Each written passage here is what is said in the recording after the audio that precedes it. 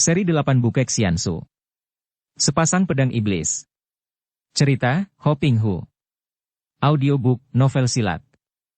Bab 53. Bres! Bukan main hebatnya pertemuan tenaga sakti yang amat kuat dari kedua pihak itu, dan akibatnya, mulut Maharia menyemburkan darah segar. Akan tetapi tubuh Bun Beng terjengkang dan bergulingan. Maharia terkejut, maklum bahwa dia terluka parah, maka dia berlaku nekat. Dengan suara melengking seperti iblis marah, dia menubruk tubuh Bun Beng yang bergulingan, dengan maksud untuk mengadu nyawa, mengajak lawan mati bersama. Akan tetapi dia tidak tahu sama sekali bahwa pemuda itu memang sengaja menjatuhkan diri dan bergulingan untuk mengambil kekuatan dari bumi sesuai dengan ilmu yang diterimanya dari kakek Butek Xiao Jin, yaitu tenaga sakti inti bumi. Begitu melihat kakek itu menubruk, dengan menekan bumi Bun Beng mengirim pukulan dari bawah, dengan telapak tangan kanan didorongkan ke atas menyambut tubuh kakek itu. Des! Terdengar pekik mengerikan ketika tubuh kakek itu terlempar kembali ke atas, terbanting ke atas tanah, berkelojotan dengan mata mendelik dan mulut muntah-muntah darah segar, kemudian mengejang dan tewas. Bun Beng cepat bangkit duduk dan bersila, memejamkan mata. Biarpun lukanya tidak hebat, namun pukulan dengan caping yang pecah mengenai pundaknya tadi menggetarkan isi dadanya dan harus cepat disembuhkan dengan pengerahan sinkang. Butek Xiao Jin menoleh kepada para prajurit pemerintah yang menonton, lalu membentak ke arah mereka. Hayo pergi kalian. Mau apa menonton? Ini bukan tontonan. Kalian telah membawa kami terpaksa ikut berperang. Sialan. Para prajurit terkejut sekali. Mereka tidak mengenal siapa adanya kakek cebol ini dan pemuda yang amat gagah itu, akan tetapi karena sudah jelas bahwa kedua orang itu tadi bertempur membantu mereka, maka mereka tidak berani membantah dan segera meninggalkan tempat itu untuk membantu pasukan yang masih mengejar-ngejar pasukan pemberontak. Pasukan pemberontak telah dihancurkan, sebagian kecil yang merupakan pasukan khusus, pengawal-pengawal pribadi Koksu dan Pangeran Yao, ikut melarikan diri dan mengawal rombongan pangeran itu, termasuk tukang kuda dan pengurus kereta yang telah kehilangan kereta karena tak dapat dipergunakan dalam pelarian yang tergesa-gesa itu. Bahkan tidak semua dari mereka dapat menunggang kuda. Nirahai dan Lulu merasa penasaran sekali. Biarpun pasukan-pasukan pemberontak dapat dihancurkan, markas mereka dibasmi dan dibakar, namun biang keladi pemberontak dapat melarikan diri. Ketika mereka mendengar laporan tentang dua orang sakti yang membantu pasukan ketika pasukan siluman Nepal dengan gajah-gajah mereka mengamuk, Nirahai segera menduga bahwa mereka itu tentulah Butek Xiao Jin dan Gak Bun Beng. Maka dia mengajak Lulu untuk mendatangi tempat itu. Ternyata benar dugaannya. Gak Bun Beng masih duduk bersila dan Butek Xiao Jin berdiri di dekatnya, tertawa-tawa ketika melihat Nirahai. Wah, setelah kerudungnya dibuka, ternyata dalamnya sebuah wajah yang luar biasa cantiknya, kata kakek Sinting itu, sama sekali tidak peduli bahwa dia bicara dengan bekas ketua Tian Liongpang, bahkan putri kaisar yang menjadi panglima besar. Butek Xiao Jin, terima kasih atas bantuanmu kepada pasukanku sehingga pasukan Nepal yang membantu pemberontak dapat dihancurkan, kata Nirahai, suaranya tenang saja. Dia bukanlah seorang muda yang dapat panas hatinya oleh sikap kakek Sinting ini. Apalagi dia sudah tahu akan watak kakek ini yang tidak lumrah manusia. Hahaha, engkau sendiri pernah menolongku ketika aku diganggu koksu palsu itu selagi mandi. Pertolonganmu itu lebih berharga karena hampir aku dibuat malu. Agak merah sedikit kulit muka yang halus itu karena Nirahai teringat betapa kakek Sinting ini pernah berdiri bertelanjang bulat begitu saja di depannya tanpa malu-malu. Dia melirik ke arah Bun Beng dan bertanya. Apakah dia terluka? Sebelum Butek Xiao Jin menjawab, Bun Beng sudah membuka mata, bangkit berdiri dan memberi hormat. Lo Qianwei, saya tidak apa-apa hanya terluka sedikit. Syukur bahwa Lo Qianwei telah berhasil menghancurkan musuh. Dialah orangnya yang dahulu membantu Koksu di kapal ketika menyerang Pulau Es. Ucapan ini keluar dari mulut Lulu ketika dia memandang mayat Maharia. Mendengar ini, Butek Xiao Jin tertawa. Hahaha, dia pula yang membasmi Pulau Neraka akan tetapi majikan Pulau Neraka sama sekali tidak becus mempertahankan pulaunya. Lulu mengerutkan alisnya. Mukanya yang pucat itu tidak berubah, dan sepasang matanya yang lebar dan jernih namun berkilat mengerikan itu ditujukan kepada kakek cebol itu. Siapa engkau? Akan tetapi Butek Xiao Jin tidak menjawab, melainkan melanjutkan kata-katanya. Muridku inilah yang telah berhasil membunuhnya, maka engkau harus berterima kasih kepadanya. Lulu melirik ke arah Gak Bun Beng, alisnya masih berkerut. Bukankah engkau pemuda yang dahulu membantu pula ketika Pulau Es diserbu pasukan pemerintah? Bun Beng memberi hormat dan memandang penuh heran, kaget dan kagum. Dan kalau saya tidak salah menduga, Lo Cianpui adalah wanita sakti yang dahulu melepas bahan-bahan ledak, kemudian mengacau di kapal Koksu. Agaknya engkau seorang bocah ringan tangan, di mana-mana engkau hadir dan bercampur tangan. Lulu berkata lirih, akan tetapi diam-diam dia heran bukan main bagaimana seorang pemuda seperti ini dapat membunuh Maharya yang demikian lihai. Sungguh aku heran sekali mengapa semua orang muda kau akui sebagai muridmu, Butek Xiaojin. Nirahai bertanya karena sudah mendengar dari putrinya bahwa Kui Hong juga diambil murid oleh Butek Xiaojin. Sebelum kakek Sinting itu menjawab, Lulu sudah mencelat ke depan, berhadapan dengan kakek cebol itu. Jadi engkau yang bernama Butek Xiaojin. Ketika Nirahai untuk pertama kalinya menyebut nama kakek itu, dia kurang memperhatikan karena perhatiannya lebih tertarik kepada mayat Maharya. Baru sekarang dia mendengar nama itu dan kemarahannya bangkit. Dan mana yang satu lagi?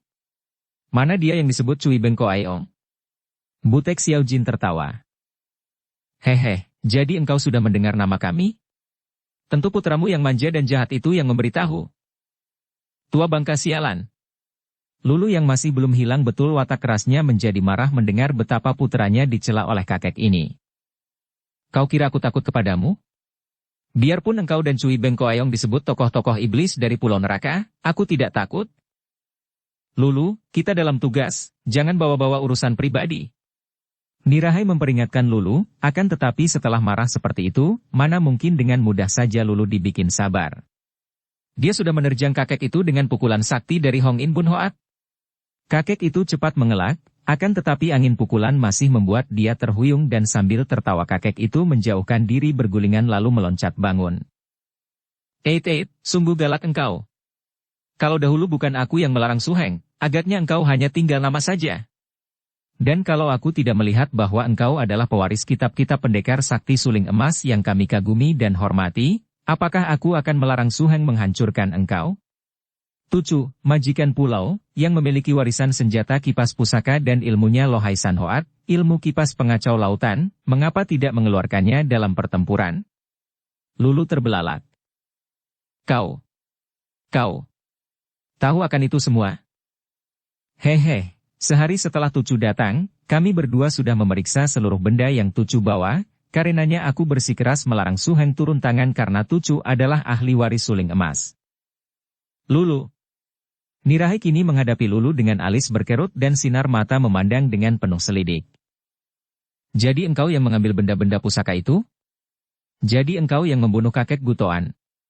Lulu membanting-banting kakinya teringat akan semua peristiwa yang dialaminya. Di bagian depan cerita ini telah dituturkan betapa ketika Lulu mulai dengan perantauannya bersama anaknya yang masih kecil, Wan Keng In, dia tiba di kuburan keluarga suling emas, melihat kakek itu diserang oleh seorang yang amat lihai, dan oleh kakek Gutoan dia disuruh menyelamatkan benda-benda pusaka peninggalan keluarga suling emas. Dia telah mewarisi ilmu-ilmu itu, akan tetapi dia tidak mau mempergunakannya karena ingin menyembunyikan diri di Pulau Neraka sampai niatnya berhasil, yaitu bertemu dengan orang yang dicintainya, menjadi istri orang itu atau menjadi musuh besarnya. Kiranya keadaan menghendaki lain dan semua niat dan cita-citanya hancur berantakan, putranya menyeleweng menyakitkan hatinya, Pulau Neraka hancur dan sumahan. Menambah sakit hatinya? Tidak. Aku tidak membunuhnya. Dahulu aku hanya melihat seorang tinggi kurus seperti orang India menyerangnya dan mendesaknya. Sekarang aku tahu siapa adanya orang kurus itu. Bukan lain adalah Imkan Senjin Bong Jikun. Aku tidak tahu apakah kakek Gutoan mati atau hidup dalam pertandingan itu karena dia minta kepadaku untuk mengambil benda-benda pusaka dan melarikannya. Di mana benda-benda itu sekarang? Tanya Nirahai. Ada kusimpan sebelum Pulau Neraka dihancurkan. Mengapa, Suci? Tanya Lulu, suaranya penuh tantangan. Tiba-tiba terdengar suara melengking tinggi dan nyaring sekali, datang dari jauh dan membuat semua orang terkejut. Hanya seorang yang memiliki kepandaian sangat tinggi dan sinkang yang luar biasa kuatnya saja mampu mengeluarkan suara melengking seperti itu. Hahaha. Dia baru datang. Butek Xiaojin terkekeh dan Bun Beng juga sudah dapat menduga siapa adanya orang yang mengeluarkan suara melengking seperti itu. Nirahai dan Lulu saling pandang, agaknya baru menduga setengahnya, dan baru mereka terkejut ketika lengking itu disusul suara yang terdengar dari jauh akan tetapi amat jelas. Nirahai. Lulu. Kalian memang patut dihajar. Wajah Nirahai berubah merah sekali, dan wajah Lulu yang telah menjadi putih karena keracunan di Pulau Neraka tidak berubah, akan tetapi matanya bergerak-gerak liar ke kanan-kiri mencari-cari. Tentu saja kedua orang wanita ini mengenal suara itu, suara yang mereka takkan lupakan selama hidup mereka, suara yang selalu terdengar oleh telinga mereka di waktu mereka melamun atau di waktu mereka bermimpi. Tanpa disengaja keduanya saling pandang dan seolah-olah dalam pandang mata mereka itu terjadilah sebuah permufakatan tanpa direncanakan atau dibicarakan, bahkan kini tanpa diucapkan. Bun Beng memandang dengan hati penuh ketegangan, apalagi ketika ia melihat sikap kedua orang wanita cantik itu. Diam-diam dia merasa heran sekali mengapa pendekar super sakti marah-marah, dan mengapa kedua orang wanita itu kini hendak menyambut kedatangan pendekar yang dikagumi itu dengan jarum-jarum di tangan kiri. Bagaikan seekor burung Garuda putih tubuh pendekar super sakti meluncur turun dari atas, gerakannya cepat bukan main karena dia telah mempergunakan ilmunya yang luar biasa, yaitu Soan Hong Lui Kun. Dengan ilmu ini dia dapat bergerak cepat, berloncatan dengan ayunan kaki tunggalnya, makin lama makin cepat seolah-olah Kau Chi Tian, si Raja Monyet, sendiri yang berloncatan. Dengan wajahnya yang tampan gagah itu kini kehilangan kemuramannya, sepasang matanya yang tajam dan aneh itu bersinar-sinar, kedua pipinya kemerahan dan wajahnya berseri, dagunya mengeras membayangkan kemauan keras yang tidak dapat dibantah, pendekar itu kini telah berdiri di depan kedua orang wanita itu dengan tegak. Sing. Wir wir wir. Siut. Sinar-sinar merah meluncur dari tangan kiri Nirahai dan sinar hitam meluncur dari tangan kiri Lulu. Itulah jarum-jarum Siang Tok Ciam dan Hek Kong Ciam dari kedua orang wanita sakti itu. Jarum-jarum yang selain mengandung racun mematikan, juga dilempar dengan pengerahan tenaga sinkang sehingga jarum-jarum kecil itu cukup kuat untuk menembus benda keras. Namun pendekar super sakti sama sekali tidak mengelak atau bergerak menangkis. Masih berdiri tegak dengan sikap tenang sekali, bibirnya tersenyum dan sinar matanya amat tajam. Cap cap cap, wir wir wir. Jarum-jarum yang saking cepatnya telah menjadi sinar-sinar merah dan hitam itu seolah-olah menembus tubuh Sumahan. Padahal, tidak ada sebatang pun jarum yang menyentuh kulitnya, karena jarum-jarum itu hanya mengenai baju di sekeliling tubuhnya, menembus baju itu dan meluncur terus ke sebelah belakang tubuh Sumahan. Kiranya, biarpun kelihatan marah dan ganas, kedua orang wanita itu melontarkan senjata rahasia mereka dengan terarah, sama sekali tidak ada yang ditujukan kepada tubuh orang yang mereka cinta, melainkan membidik ke sekeliling tubuhnya. Ih! Lulu menahan seruannya dan matanya yang lebar terbelalak. Oh! Nirahai juga menahan seruannya dan otomatis tangan kirinya meraba bibir menutupi mulutnya. Kedua orang wanita itu kaget setengah mati, bukan hanya karena rahasia mereka terbuka, rahasia bahwa mereka itu biarpun di luarnya kelihatan marah dan memusuhi, namun di balik sikap ini terkandung rasa cinta yang besar sehingga mereka tidak mau menyerang sungguh-sungguh dengan jarum-jarum mereka. Bukan karena inilah mereka terkejut, melainkan karena melihat kenyataan betapa Sumahan sama sekali tidak mengelak atau menangkis. Mereka maklum bahwa biarpun mereka menyerang dengan sungguh-sungguh sekalipun, tak mungkin mereka akan dapat melukai pendekar itu dengan jarum-jarum mereka. Mereka mengharapkan pendekar itu mengelak atau memukul runtuh jarum-jarum mereka dengan kibasan tangan atau dengan tongkat. Siapa kira, pendekar itu sama sekali tidak mengelak sehingga andai kata mereka tadi menyerang sungguh-sungguh, tentu tubuh Sumahan telah terkena jarum beracun. Kau mau apa? Lulu bertanya, gagap. Pendekar kaki buntung, mau apa engkau datang ke sini? Nirahai juga menegur, suaranya ketika menyebut pendekar kaki buntung menyakitkan hati sekali. Akan tetapi Sumahan tidak mempedulikan itu, hanya memandang mereka lalu terdengar suaranya menegur, seperti seorang ayah menegur dua orang anaknya yang nakal. Apa yang kalian lakukan ini? Mengapa kalian begini bodoh untuk melibatkan diri dengan urusan negara? Benar-benar kalian masih belum dewasa, lancang dan perlu dihajar. Nirahai dan Lulu terbelalak memandang Sumahan. Sedikit pun mereka tidak pernah mimpi akan mendengar ucapan seperti itu dari mulut Sumahan, laki-laki yang sejak dahulu bersikap lemah, yang menyakiti hati mereka oleh kelemahan sikapnya itu. Akan tetapi, di samping keheranan luar biasa, juga ucapan Sumahan membangkitkan kemarahan besar. Peduli amat engkau dengan apa yang kami lakukan? Nirahai balas membentak. Engkau mau apa kalau kami mencampuri urusan negara? Tentu saja aku peduli karena engkau istriku, Nirahai.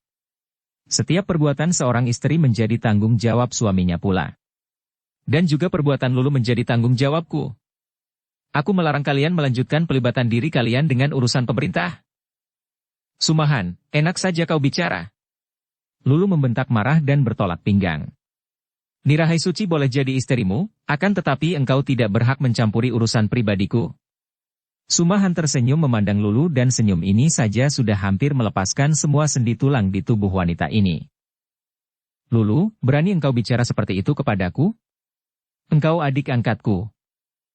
Aku tidak sudi menjadi adikmu. Aku tahu, biarlah kurubah sebutan, itu. Engkau sebagai wanita yang mencintaku juga yang kucinta, tentu saja engkau menjadi tanggung jawabku pula dan engkau harus menurut kata-kataku.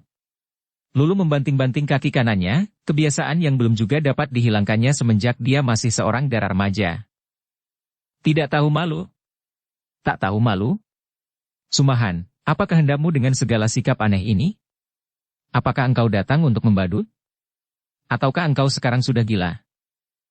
Hahaha. Hohohohehe. Lucu. Lucu. Belum pernah aku melihat yang selucu ini. Mau aku digantung kalau aku pernah melihat yang selucu ini? Hahaha. Butek Xiaojin tertawa-tawa sambil memegangi perutnya. Bun Beng yang tadinya merasa tegang, terpaksa menahan geli hatinya mendengar ucapan dan melihat sikap kakek Sinting itu. Di sana-sini terdengar suara tertawa dan Sumahan segera menoleh ke kanan kiri. Kiranya tempat itu penuh dengan prajurit-prajurit anak buah Nirahai yang menonton. Keparat kalian semua. Pergi dari sini. Sumahan yang menjadi merah mukanya itu membentak ke kanan kiri, ditujukan kepada para prajurit. Para prajurit menjadi kaget, akan tetapi mereka tidak bergerak pergi.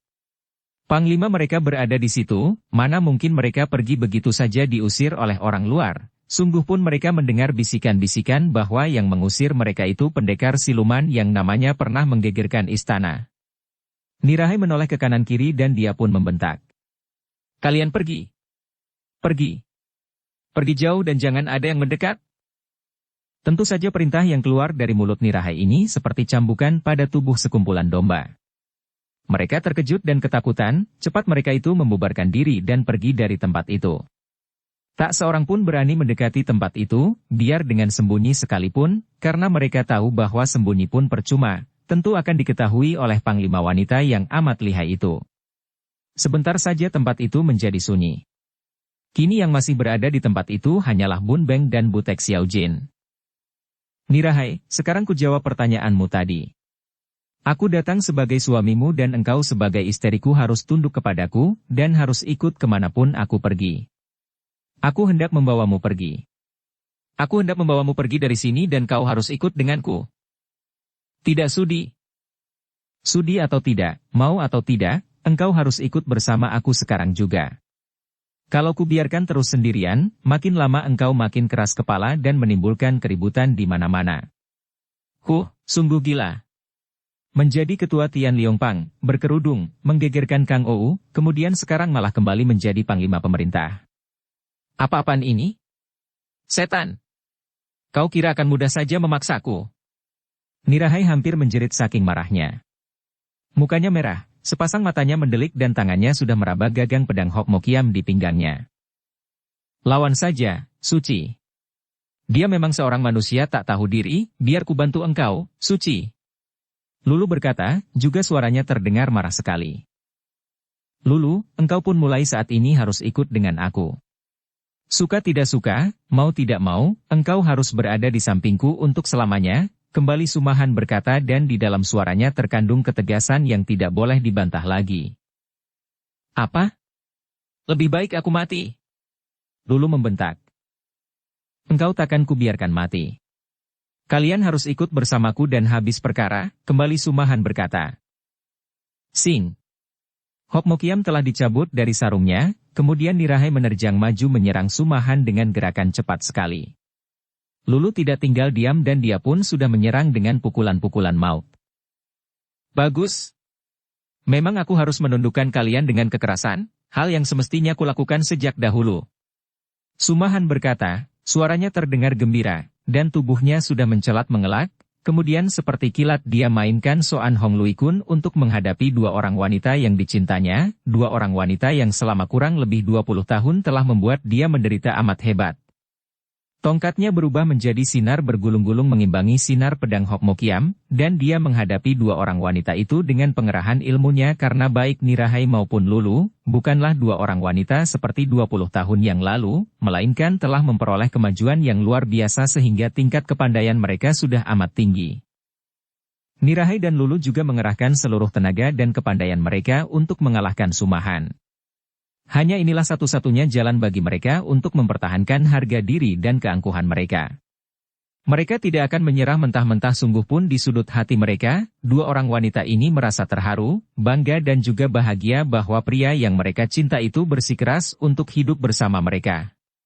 Seperti telah bermufakat sebelumnya, dalam menghadapi Sumahan ini, Nirahai dan Lulu dapat bekerja sama dan seolah-olah saling membantu sehingga tentu saja kedudukan mereka kuat bukan main, membuat Sumahan yang sudah mempergunakan ilmu sakti Soan Hong Lui Kun itu harus bersikap hati-hati kalau dia tidak ingin gagal dan dikalahkan. Hahaha, lucu. Lucu dan gila. Bun Beng, lihat mereka bertiga itu. Seperti kanak-kanak, atau orang-orang dewasa yang miring otaknya. Haha, jangan mau kalah, Nirahai dan Lulu.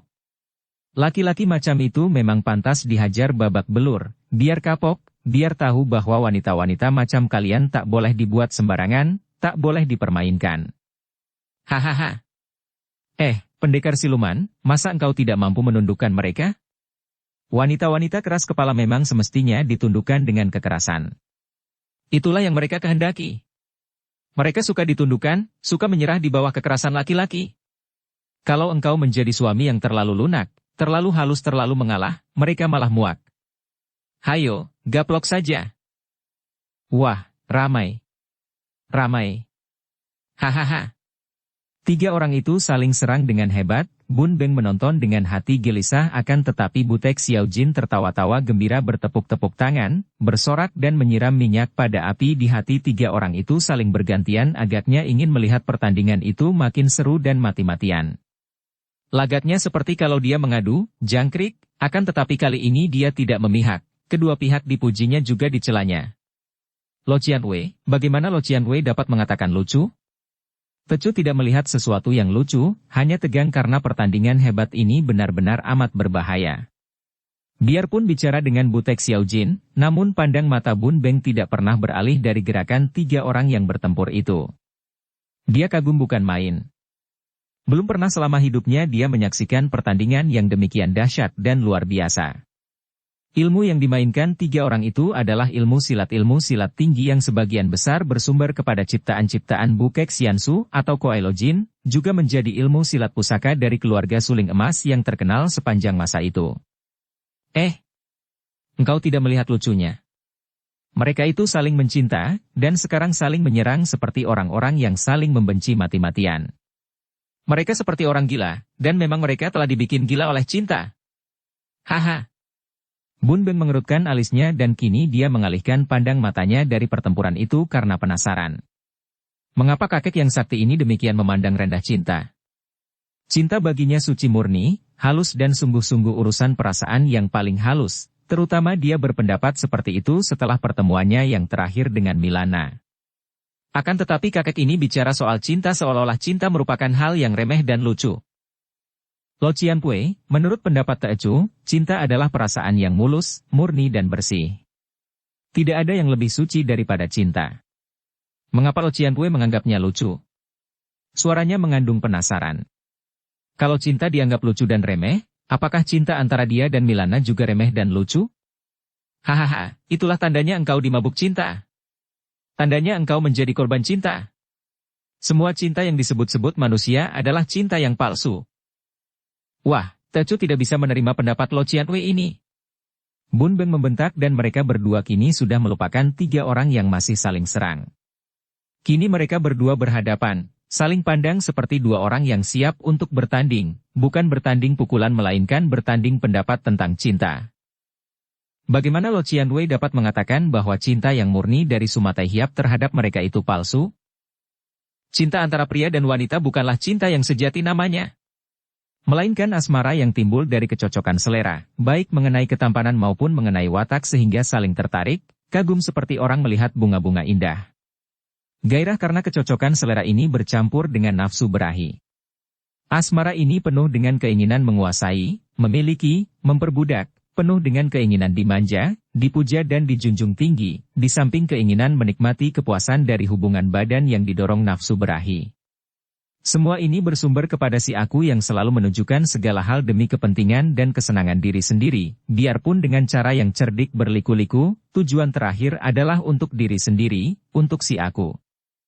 Karena itulah, asmara antara pria dan wanita ini menimbulkan hal-hal gila seperti sekarang ini. Kalau diputuskan menimbulkan duka, kalau dikhianati menimbulkan benci, kalau kurang tanggapan menimbulkan cemburu. Pendeknya, asmara antara pria dan wanita menimbulkan bermacam pertentangan, ketakutan, yaitu takut kehilangan, dan duka. Itulah cinta antara pria dan wanita yang kau agung-agungkan itu? Bun Beng masih penasaran. Mungkin itu gambaran cinta seorang yang berwatak buruk, seorang yang hanya ingin mementingkan dirinya pribadi. Cinta seorang yang berhati murni amat bersih, sanggup berkorban, dan siap melakukan apapun juga, bahkan berkorban nyawa kalau perlu, untuk orang yang dicinta. Hahaha, alasan kuno yang sudah menjadi kembang bibir semua orang yang dimabuk cinta. Memang aku percaya bahwa engkau akan berani berkorban nyawa untuk gadis yang kau cinta, Bun Beng.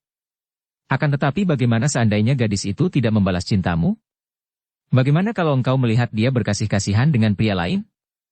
Bagaimana kalau dia tidak setia kepadamu, memperolok cintamu dan dengan mencolok bermain cinta dengan pria lain di hadapanmu? Apakah engkau rela dan cintamu akan tetap? Cintaku takkan berubah. Bun Beng menjawab akan tetapi jawabannya yang keluar dengan suara sumbang itu lenyap ditelan suara kakek itu. Bun Beng masih penasaran dan berkata, kalau begitu, apakah tidak ada cinta suci di dunia ini menurut pendapat Lo Qianwei? Tidak ada.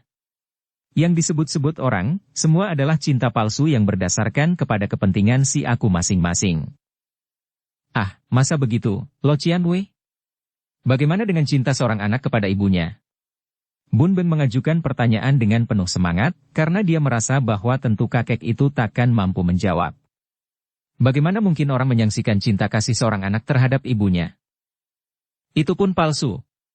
Seorang anak merasa terkurung budi kepada ibunya, orang terdekat dengannya sejak kecil. Orang yang bersikap manis, orang yang selalu digantunginya, disandarinya, sehingga dia terbiasa oleh perlindungannya dan setelah si anak besar, teringat akan kebaikan-kebaikan ini merasa berhutang budi dan ingin membalas budi. Bukan cinta yang sejati, melainkan perasaan hutang budi belaka.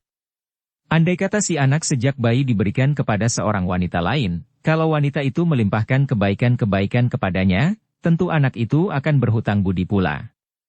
Ini pun bersumber kepada si aku, coba kalau seorang ibu bersikap buruk kepada anaknya, bersikap kejam dan sebagainya, apakah si anak akan tetap mencintanya seperti yang diucapkan mulutnya?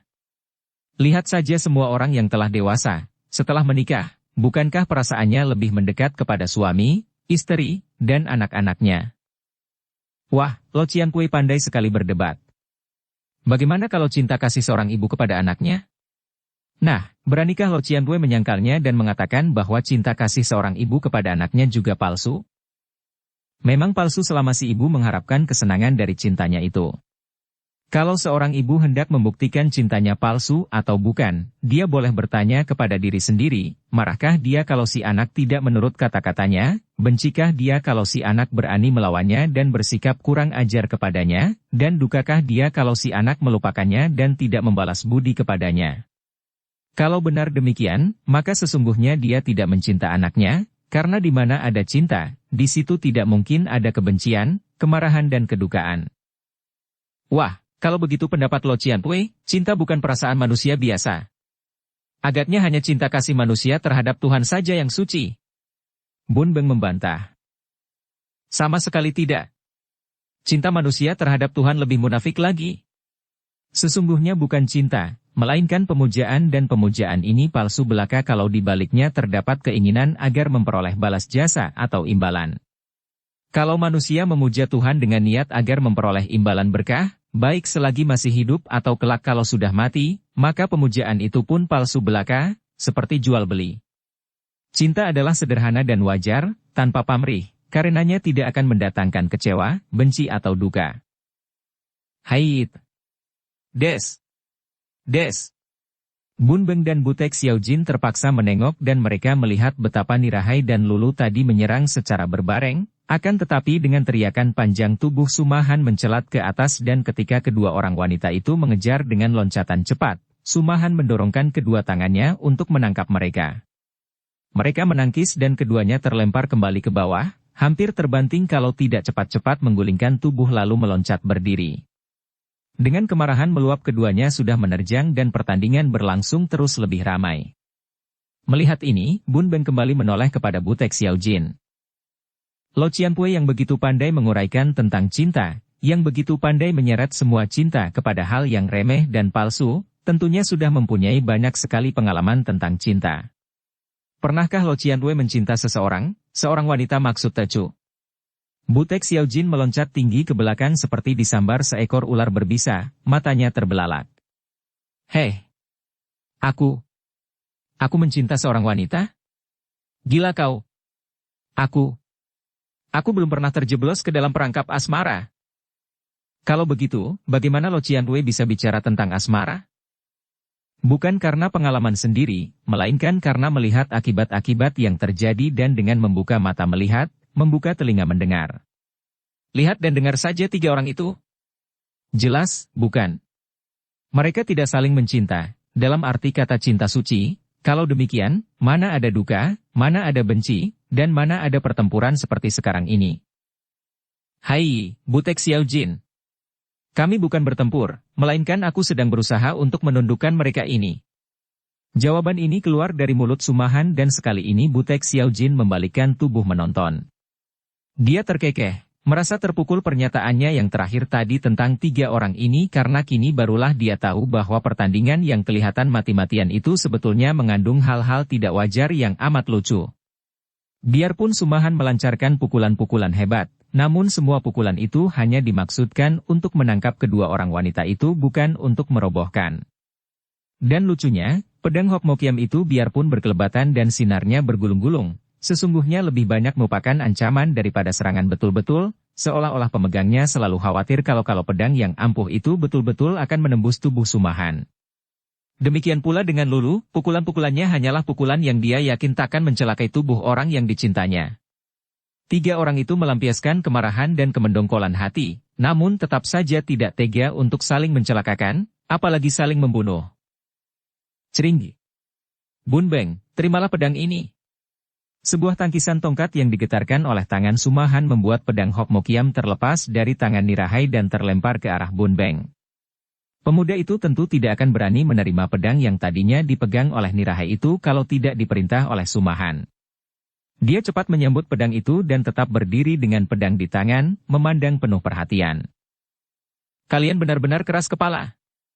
Ucapan Sumahan ini disusul dengan serbuannya ke depan, serbuan yang nekat dan bukan merupakan jurus ilmu silat lagi, melainkan menubruk dan menggunakan kedua lengannya merangkul pinggang kedua orang wanita itu, terus diangkat dan dipanggulnya. Karena dia tidak melakukan penotokan, tentu saja amat mudah bagi Nirahai dan Lulu andai kata mereka hendak mencelakai Sumahan. Kaki tangan mereka meronta-ronta dan mulut mereka berteriak. Lepaskan! Lepaskan aku! Akan tetapi mereka sama sekali tidak menggunakan tangan yang bebas untuk melakukan serangan.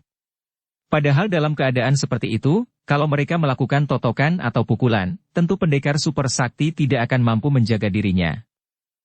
Tidak akan kulepaskan kalian lagi, kata Sumahan yang memanggul tubuh dua orang itu di atas pundaknya, dengan dipeluk pinggang mereka kuat-kuat. Lepaskan aku, kalau tidak, kupukul pecah ubun-ubun kepalamu. Lulu berteriak, tangannya dikepal dan mengancam di atas kepala Sumahan. Hayo lepaskan aku. Apa kau ingin kutotok jalan darah kematianmu di tengkukmu? Nirahai mengancam pula, jari tangannya sudah menyentuh jalan darah pokok di tengkuk Sumahan. Sumahan hanya tersenyum dan kelihatan gembira sekali. Biar kalian membunuhku, aku tidak akan melepaskan kalian sebelum kalian berjanji untuk memenuhi permintaanku. Manusia tak tahu malu. Apa permintaanmu? Nirahai membentak. Nirahai, engkau adalah istriku, maka mau atau tidak, engkau mulai sekarang harus ikut bersamaku, kemanapun aku pergi dan kau harus selalu memenuhi perintahku sebagai suamimu. Sumahan. Nirahai Suci mungkin saja kau paksa karena dia istrimu. Akan tetapi aku tidak semestinya kau paksa. Lulu meronta dan berteriak. Kita telah melakukan kekeliruan, biarpun saling mencinta tidak bersikap jujur. Untuk menebus kesalahan kita itu, mulai sekarang kita tak boleh berpisah lagi. Engkau harus ikut pula bersama kami, Lulu, dan untuk selamanya hidup bersamaku, jawab Sumahan, suaranya tegas. Sumahan, enak saja kau bicara. Katakan, siapakah yang kau cinta? Aku ataukah Lulu Sumoy? Nirahai menuntut. Aku. Aku mencinta kalian berdua, dan aku mau menghabiskan sisa hidupku di samping kalian berdua, sampai kakek nenek, sampai mati. Aku tidak sudi menjadi adik angkatmu. Kalau begitu, karena kita saling mencinta dan sudah semestinya demikian, engkau mulai sekarang menjadi istriku juga. Gila. Mana mungkin Suci mau menerima aku sebagai madunya? Lulu Sumoy. Kau bilang apa? Kalau dia tidak mau mengambil engkau sebagai istrinya, aku pun tidak akan sudi ikut bersamanya. Nirahai Suci. Jerit yang keluar dari mulut Lulu ini sudah berubah, tidak lagi marah melainkan mengandung isak. Sumoy, sudah semestinya begini. Nirahai berkata dan keduanya masih dipanggul di atas kedua pundak Sumahan, kini saling rangkul di punggung pendekar itu, saling rangkul sambil menangis. Bun Beng yang menonton dan mendengarkan semua ini, menjadi terharu bukan main. Kalau menurutkan perasaan hatinya, melihat betapa pendekar yang dikaguminya dan dijunjung tinggi itu mendapatkan kembali kebahagiaan hidupnya bersama dua orang wanita yang dikasihinya, melihat keadaan mereka yang telah dihimpit duka nestapa dan kesengsaraan selama belasan tahun kini seolah-olah orang-orang yang kelaparan mendapatkan makanan atau orang-orang yang menderita penyakit payah mendapatkan obat, ingin dia menangis. Dengan suara terharu, menggetar dan yang keluar dari lubuk hatinya, Bun Beng menjura ke arah pendekar super sakti dan berkata, Suma Tahiap, Tecu mengaturkan selamat atas kebahagiaan Tahiap bertiga. Hahaha, gak Bun Beng, engkau gila. Semestinya engkau bukan mengaturkan selamat, melainkan memujikan dia selamat dari penyakit yang dicarinya sendiri ini. Hahaha. Suma Tahiap, pendekar siluman, tahukah engkau mengapa murid kita ini memberi selamat? Karena dia terlalu bahagia melihat orang-orang yang menderita penyakit asmara dapat berkumpul kembali, karena dia sendiri sedang dilanda penyakit itu. Sekarang biarlah aku mewakili dia, di sini, di depan istri-istrimu, aku meminang putrimu yang bernama. Bun Beng, siapa nama Dara yang kau tolong di atas pohon itu? Merah muka Bun Beng. Biarpun sinting, kakek ini melakukan hal yang di luar dugaannya sama sekali, maka dia menjawab lirih. Milana. Oh ya, putrimu Milana itu kupinang untuk menjadi calon istri Gak Bun Beng. Bagaimana? Bagaimana, Tuan Putri Nirahai? Nirahai yang masih berangkulan dengan Lulu dan tubuhnya bergantung di belakang punggung Sumahan, menjawab. Terserah kepada ayahnya. Aku memiliki kekuasaan apa lagi, sih? Hahaha, belum apa-apa sudah bertobat. Benar-benar istri yang hebat? Nah, bagaimana Suma Tahiap? Sumahan mengerutkan alisnya. Menurut rencana hatinya dia ingin menjodohkan Kui Hong dengan pemuda ini, akan tetapi kalau Milana memang mencintanya. Dan hal ini harus dia selidiki terlebih dahulu. Maka dengan suara tegas ia menjawab. Butek Xiao Jin Lo Cian Pue, urusan jodoh memang orang tua yang memutuskan, akan tetapi harus mendengar lebih dahulu pendapat anak yang bersangkutan. Gak Bun Beng, kau bawalah Hok Mokiam itu dan aku memberi tugas kepadamu untuk mencari Milana, dan mengajaknya ke Pulau Es. Soal perjodohan, biarlah kita bicarakan kelak. Terima kasih atas kebaikanmu, Butek Xiao Jin. Kami hendak pergi, selamat berpisah. Setelah berkata demikian, dengan ilmunya yang hebat, tubuh pendekar itu melesat dan lenyap dari situ sambil memanggul tubuh dua orang wanita itu. Hei! Pendekar siluman. Sekali waktu aku ingin mengadu ilmu denganmu. Tiba-tiba Butek Xiaojin berteriak, suaranya melengking nyaring sehingga Bun Beng yang berada di dekatnya cepat mengerahkan Xin Kang untuk melindungi jantungnya. Kaikang dari kakek ini benar-benar amat luar biasa. Tak lama kemudian, dari jauh terdengar suara pendekar super sakti. Sekarang aku tidak ada waktu untuk melayanimu, Butek Xiaojin. Akan tetapi sewaktu-waktu boleh datang ke Pulau Es. Butek Xiaojin memandang pemuda itu, tertawa. Hahaha, sungguh heran sekali. Semenjak puluhan tahun aku menganggap penghuni Pulau Es sebagai musuh besar dari nenek moyangku. Akan tetapi, begitu bertemu dengan dia, dendam itu lenyap sama sekali. Dan aku ikut puas menyaksikan kebahagiaannya. Orang seperti dia tidak sepatutnya hidup sengsara. Kakek itu mengangguk-angguk. Dan sekarang, kemana engkau hendak pergi, Bun Beng? Seperti yang Lo Ciankue telah mendengar sendiri, Tecu diserahi tugas untuk mencari Nona Milana dan mengajaknya ke Pulau Es.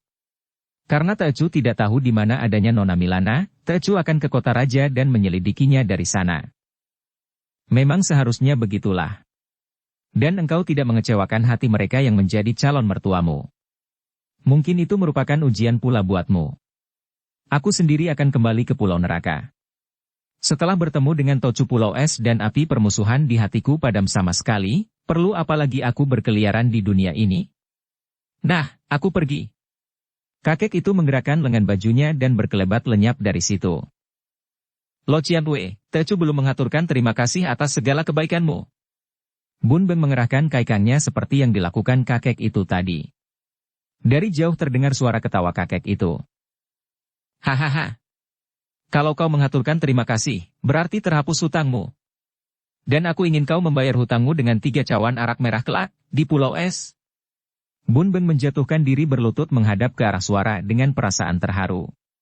Kakek itu boleh jadi agak sinting, akan tetapi harus diakui bahwa di dalam kesintingannya, banyak kebaikan daripada keburukan yang muncul dari pribadinya.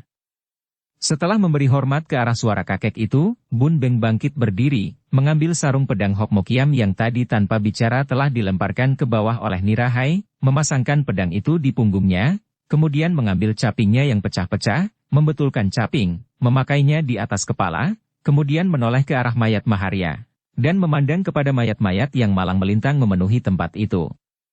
Dia menghela napas panjang. Maharia, maafkan aku. Tidak mungkin aku dapat mengubur jenazah semua orang yang gugur dalam perang ini, yang jumlahnya ribuan dan tak mungkin kukubur sendiri. Dia lalu meloncat dan meninggalkan tempat itu. Andai kata hatinya tidak dikejar oleh keinginan untuk cepat-cepat mencari dan menemukan Milana, agaknya pemuda ini terpaksa akan mencoba untuk mengubur jenazah semua korban perang itu. Di dalam perjalanan menuju ke selatan ini, masih terbayang semua peristiwa mengenai pendekar super sakti, Nirahai dan Lulu itu di depan matanya. Dia merasa terharu dan girang, juga tidak mengerti, merasa heran karena dia pun kini dapat merasakan betapa aneh kelakuan 3 orang itu. Yang sudah gila diserang penyakit asmara, kata Butek Xiaojin. Benarkah begitu? Apakah dia sendiri pun akan melakukan hal-hal yang tidak lumrah dan aneh-aneh kelak karena penyakit asmara ini? Akan tetapi hal yang paling membuat dia tidak mengerti adalah keputusan yang diambil oleh Nirahai. Apa kata wanita bangsawan, Ibu Milana pujaan hatinya itu? Kalau pendekar super sakti tidak mengambil Lulu sebagai istrinya, dia pun tidak akan sudi ikut bersama suaminya itu. Tentu saja Bun Beng yang masih muda itu tidak tahu bahwa seorang wanita bermadu, bagi Nirahai adalah hal yang amat wajar dan lumrah. Dia adalah putri seorang kaisar yang mempunyai banyak selir. Bahkan dia sendiri putri seorang selir. Pada waktu itu kehidupan kekeluargaan seorang bangsawan amat berbeda dengan kehidupan keluarga orang sekarang. Semua bangsawan tentu mempunyai istri lebih dari seorang. Bahkan kalau ada seorang bangsawan tidak mempunyai selir hanya mempunyai seorang istri saja, hal ini merupakan suatu kejanggalan dan keanehan besar. Keadaan demikian itu telah menjadi kebiasaan, dan karena biasa inilah maka oleh para wanitanya juga diterima sebagai hal yang biasa, yang sama sekali tidak mendatangkan perasaan iri atau cemburu. Bahkan tentu saja Nirahai merasa girang sekali mempunyai madu Lulu, sumoinya sendiri dan yang dia tahu telah saling mencinta dengan suaminya sebelum suaminya itu bertemu dengan dia. Di lubuk hatinya, Nirahai merasa betapa Lulu lebih berhak atas cinta suaminya daripada dia, dan betapa karena cintanya itu, Lulu telah menderita hebat sekali. Memang tak dapat disangkal pula bahwa cinta asmara antara pria dan wanita menjadi sumber segala peristiwa, menjadi bahan segala cerita, menjadi poros yang memutar roda penghidupan dengan segala suka dukanya. Tanpa adanya cinta asmara antara pria dan wanita kiranya keadaan hidup manusia di dunia akan berubah sama sekali, dan sukarlah membayangkan akan bagaimana keadaannya, sungguh pun kita tidak berani menentukan bahwa perubahan itu buruk adanya. Milana menghentikan gerakannya meronta-ronta. Dia tahu bahwa semua itu percuma saja.